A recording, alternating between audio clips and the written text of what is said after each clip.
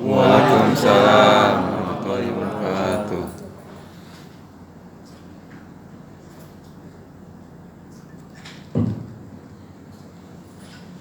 Alhamdulillah wa syukurillah wa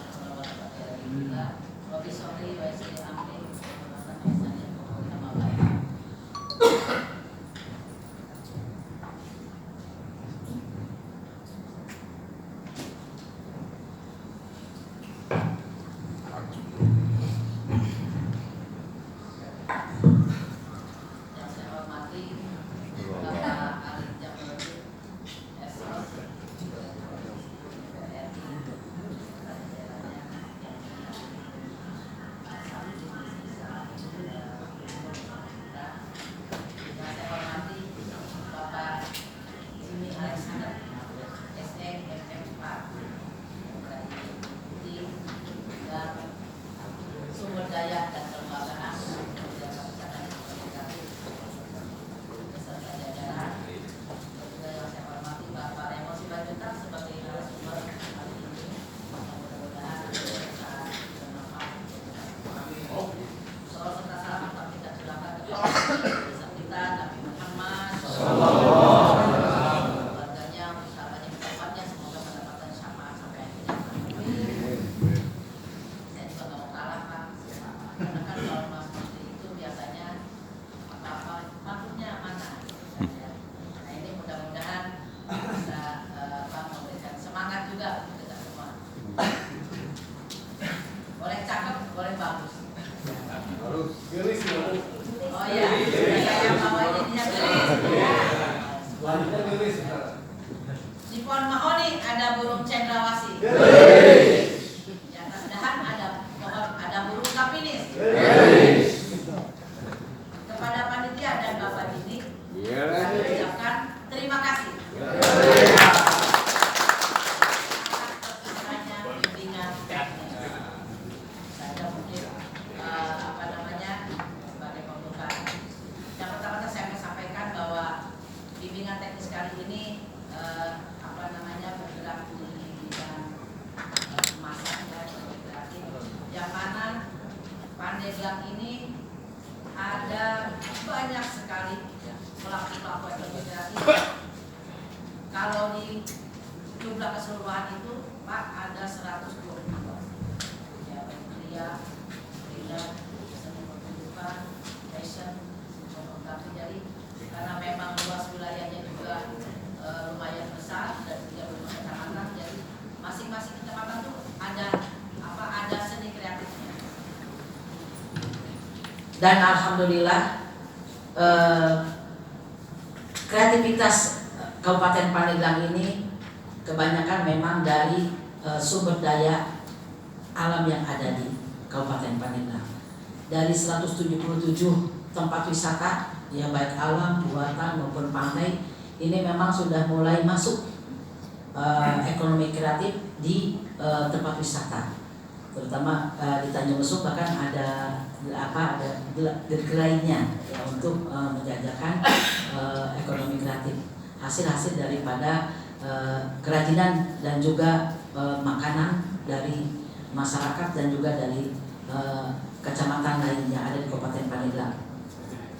Nah ini bisa kita jadikan peningkatan ekonomi, karena Pandeglang ini kan 2 tahun, 3 tahun bahkan kita bukan terpuruk juga ya. Jadi kita menurun kunjungan wisatanya. Yang pertama tahun 2018 itu adanya tsunami, kemudian tahun 2 tahun kemudian juga adanya pandemi COVID, sehingga baru bangkit itu sekitar tahun 2022 ini Pak.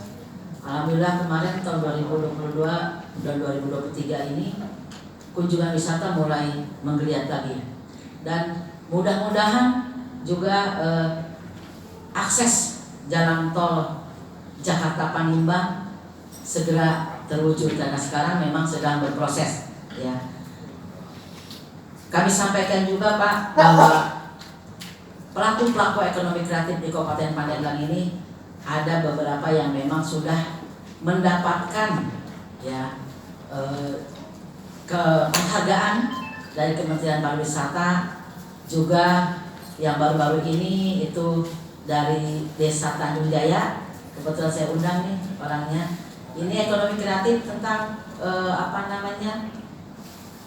pemanfaatan limbah kayu yang tadinya oleh kita dipakai suruh ya, dipakai untuk masak, tapi dibuat sedemikian rupa sehingga jadi jadi bernilai dan juga meningkatkan ekonomi masyarakatnya. Nah ini sudah, kalau kata Pak Dirjen itu yang dari Kementerian kemarin, udah bentuk usaha itunya udah premium ya, karena memang sudah dipesan oleh hotel-hotel berbintang, sehingga kita itu bisa memberdayakan masyarakat di Tanjung Jaya ya. Jadi kemarin kita sudah juga gelar pamerannya waktu di Tangsel, dan mudah-mudahan ini bisa lebih maju lagi. Dan ada 2 desa wisata memang yang sudah mendapatkan anugerah desa wisata di Kabupaten Pandeglang. Kemudian kami sampaikan lagi bahwa pariwisata ini tidak bisa lepas dari ekonomi kreatif, karena memang kan selain aksesibilitas, amenitas, juga atraksi harus ada bersamaan di tempat pariwisata, sehingga masyarakat di Kabupaten Pandeglang ini tidak hanya yang pelaku ekonomi kreatif, tidak hanya sebagai penonton atau ini, tapi kita sudah mulai masuk ya, dan kita juga sarankan kepada hotel-hotel, juga kepada tempat-tempat wisata untuk memberi akses kepada pelaku-pelaku UMKM atau ekonomi kreatif untuk bisa menjajakan hasil kerajinannya atau hasil produksinya untuk bisa dijajakan di tempat-tempat wisata. Nah ini ada beberapa memang kuliner Pandeglang yang tidak bisa bertahan lama. Nah ini justru bagaimana nih pengemasan, ini ilmu nih, bagaimana pengemasan untuk kuliner yang tidak tahan lama. Ini yang belum sampai saat ini belum kita temukan. Padahal Pandeglang ini kaya sekali ya dengan kuliner-kuliner tidak ada di daerah lain. Ya, seperti kalau misalkan sekarang sudah ini apem bohai. Kemudian apalagi makanan balok Pak. Kalau orang Pandeglang kenapa kuat-kuat? Karena balok itu untuk bikin rumah di Pandeglang dimakan Pak sama orang Pandeglang. Nah ini. Kemudian juga ya, balok itu tidak bisa tahan lama. Nah bagaimana nanti mungkin Bapak Raymond bisa mensiasati seperti apa atau bagaimana mengemas kuliner yang tidak tahan lama. Ya kalau misalkan di Serang ada rabe, ada sate bandeng. Kalau di Pandeglang ada angin lada, ya. Tapi memang itu tidak semua orang suka dengan angin lada karena ada semacam bumbu atau ramuan, ya kayak sop daging yang banyak orang memang kalau tidak familiar kurang suka gitu kan. Nah ini juga hal yang produk Pandeglang yang bisa kita sampaikan.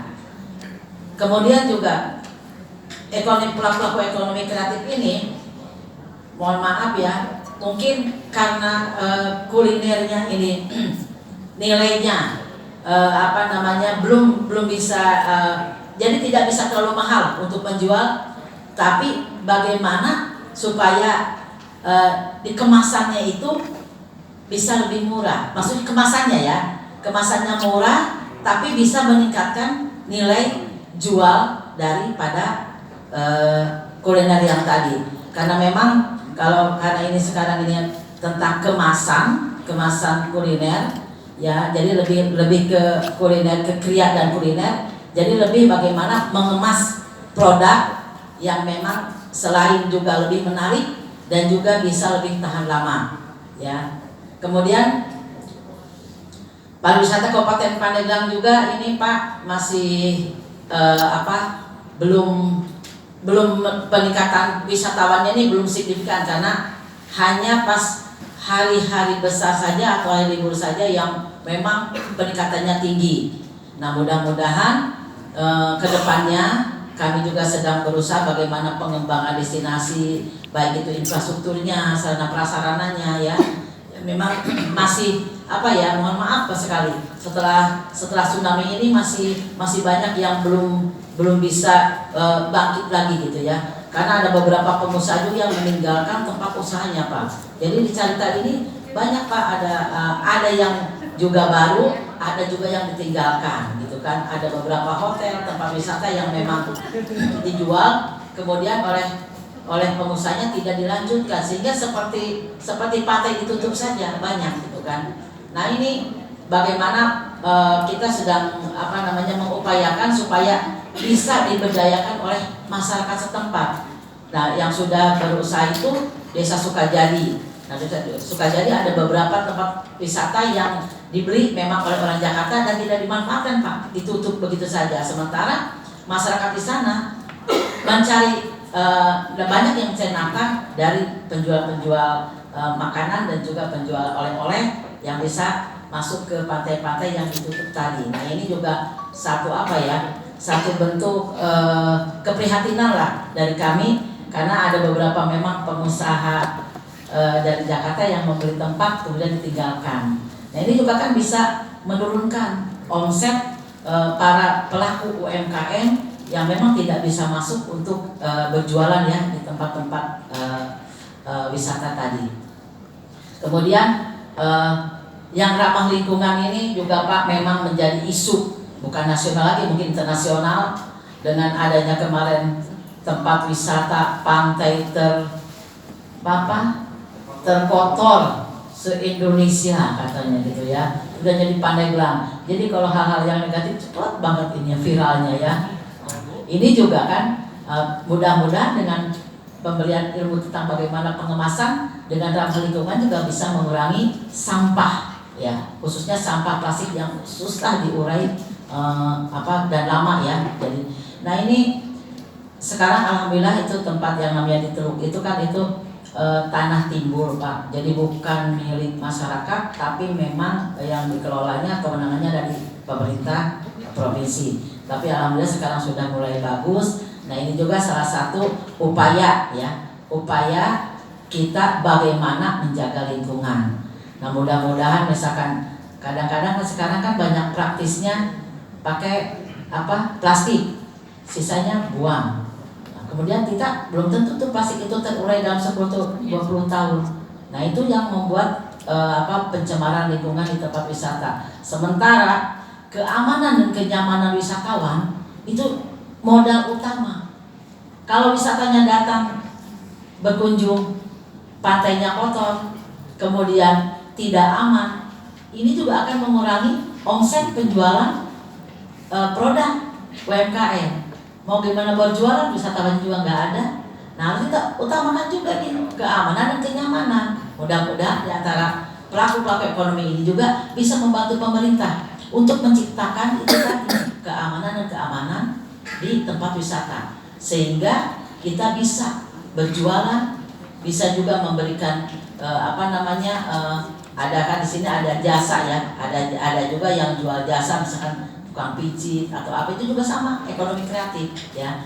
Mudah-mudahan ini bisa dijaga bersama-sama, karena memang Pandeglang ini kalau pantai ini terpanjang terluas se-provinsi Banten. Ada 360 kiloan Pak, dari ujung Anyam sampai ke Sumur. Itu luas sekali, dan mudah-mudahan ini bisa memberikan dampak yang positif terhadap masyarakat, juga terhadap pemerintah Kabupaten Pandeglang.